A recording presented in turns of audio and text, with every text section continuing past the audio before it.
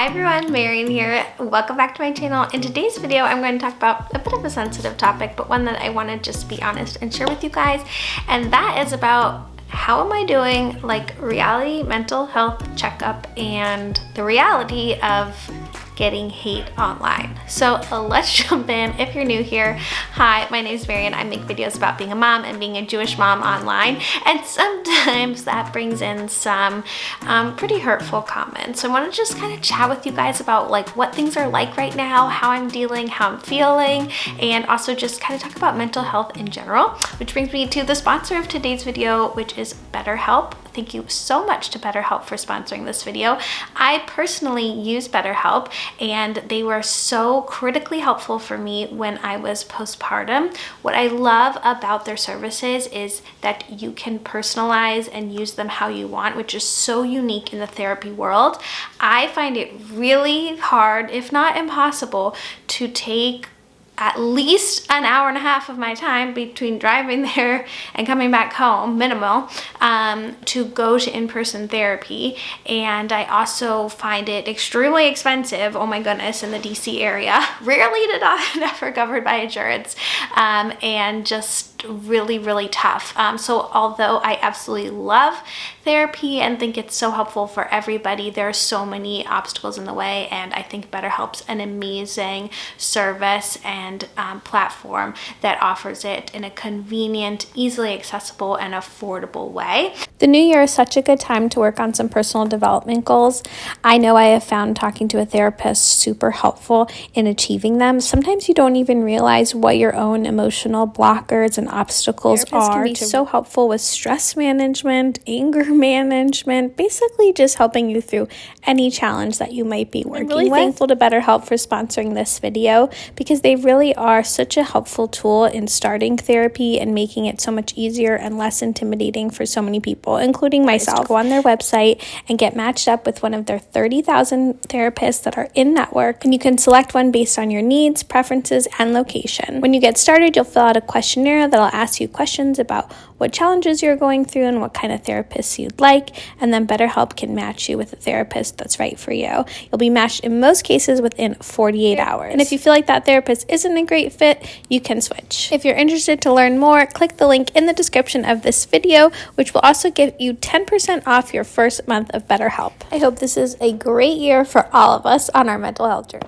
And I want to share with you guys about what it's like to be a Jewish creator online these days and how I protect my mental health and how I'm doing right now. When I started this channel, getting hate online was definitely something I thought about and was a reason that I was nervous to jump into it, and also a reason that I chose to be a little bit more private and a little bit more protective than I think I otherwise would have been, because I am definitely the most oversharing type of person. I just want to share every detail possible, and I'm always a little bit jealous about creators who vlog their everyday life and show, just their general area. I'm not saying that, most content creators aren't showing the front of their house, or giving out their address or anything like that.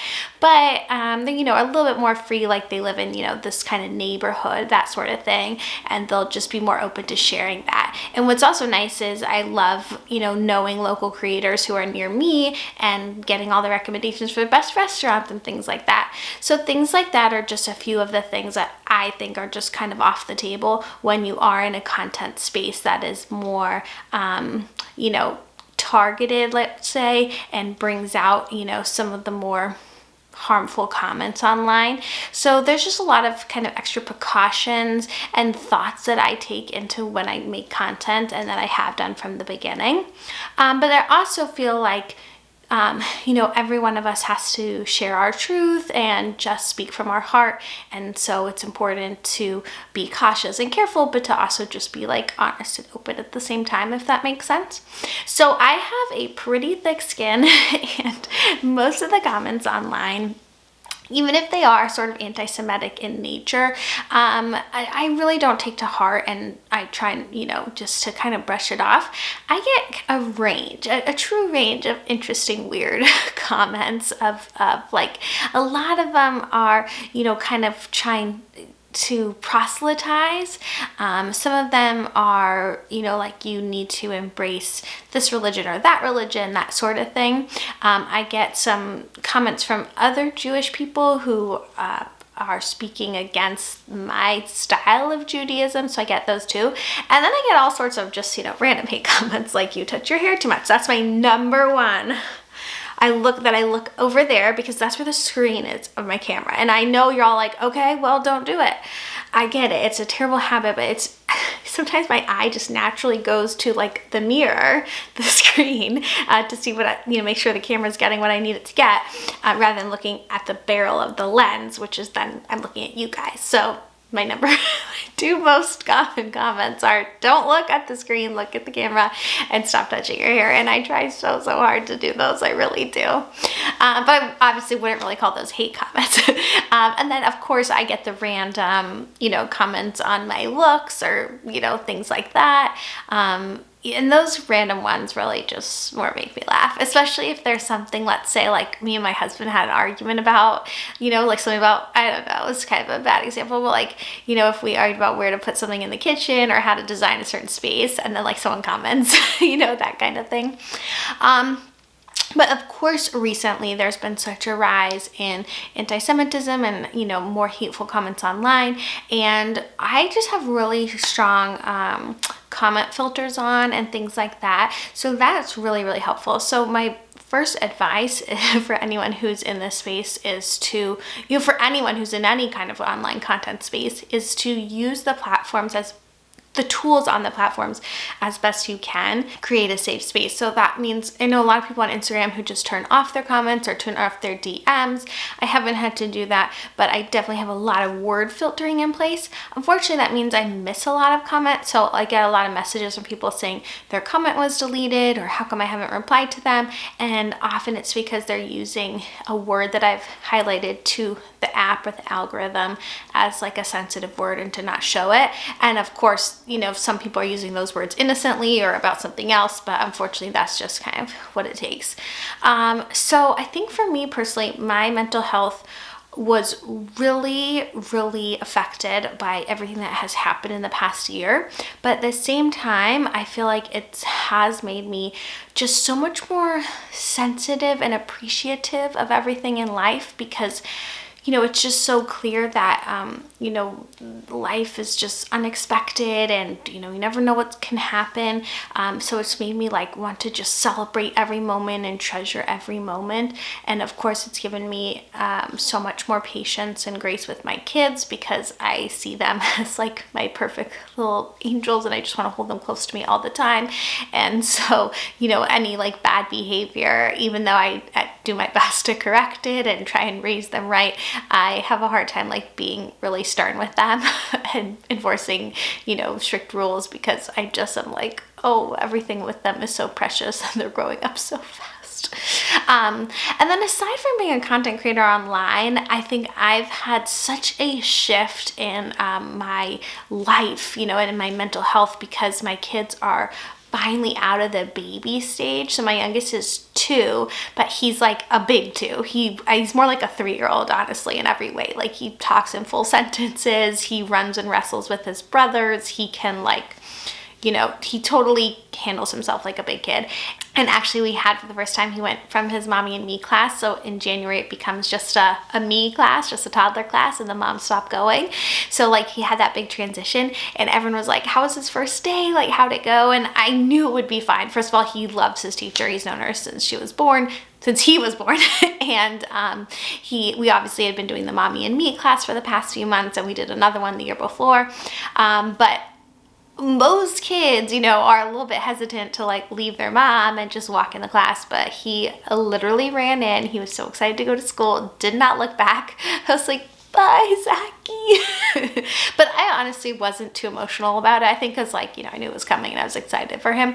But I definitely have been treasuring the moments with like my last little baby as he reaches each milestone, but also being thankful to have like kind of experienced that really immersive, like all in years of motherhood where you're like literally physically keeping your child alive, like breastfeeding them up all night. You know, I'm like thankful that that chapter is kind of coming to an end because it was so all in and I loved every second of it. I'll be the first to tell you, I get postpartum bliss. I just love those newborn days, but they are so physically exhausting and they do take a toll on my body and my health and all that. So even though I absolutely love them, I am excited for like the next stage of having like little kids that, you know, I can go out and do fun things with, and you know, that the baby days were the best, but I'm excited also for the next stage. And I think my mental health has really improved because I have had the opportunity to be more social. I mean, obviously there was a pandemic and I had newborns and babies, so the past few years were just, you know, I was home. But I really invested in friendship in the past year, and also I'd done a little bit more going out with my husband. That's still a little bit hard because while it's easy for us to trade nights out with friends, it's a little bit harder to do like actual full night date nights out, but we are trying to prioritize that as well. But I think both of those have just made such a huge difference. I'm really comfortable leaving with my kids with their grandparents, so that has been huge because I really struggle leaving them with strangers. That really is hard for my mental health. But I am very like, I feel good when they're with their grandparents, and I feel like I can go out and enjoy myself with my husband then as well. And then of course, if he's home with the kids, I can go out with my friends, and now they're like old enough where I'm not, you know, running back to feed and that kind of stuff. So it's been so much fun to have fun again, and I feel like that's been huge. Also, I feel like I am trying to be as open and vulnerable with my friends as possible. So me and my family all got COVID over winter break, and my mental health struggled that week, and I knew I would come out of it. I knew I was like, as soon as I'm feeling better, I will feel better. But I reached out to my friends. I was like, I'm miserable, I can't take this anymore, you know, like this is so hard. And just being that vulnerable, open self has been amazing. And I've also been more proactive about asking my friends how they're doing, and like, you know, forcing them to come out and to go out and have fun, and that's been really helpful too. So I have been in and out of therapy, and I think it's so helpful. And I think if you are struggling, I really encourage you to not struggle alone. Reach out to friends, reach out to services like BetterHelp that are available, easy to access, and more affordable, because this is something I realized really quickly online. Yes, I would get anti-Semitic comments, but whatever industry I was in, if I was doing fitness, if I was doing just motherhood, like whatever it was, there would be people who would hate that. That's just how the internet works. So I try not to take it too personally, and I also try to make sure I have help, I have support, and sharing what's going on. So that's part of this video. So I hope you guys have enjoyed this little life update. How are you all doing? Like, let me know in the comments. Let's catch up as we launch into the new year. I hope you are feeling good, and if not, I hope you are getting help and know that there are good things ahead. And I love you guys. Thank you so much for watching this video. Don't forget to give it a big thumbs up, and I will see you in the next one.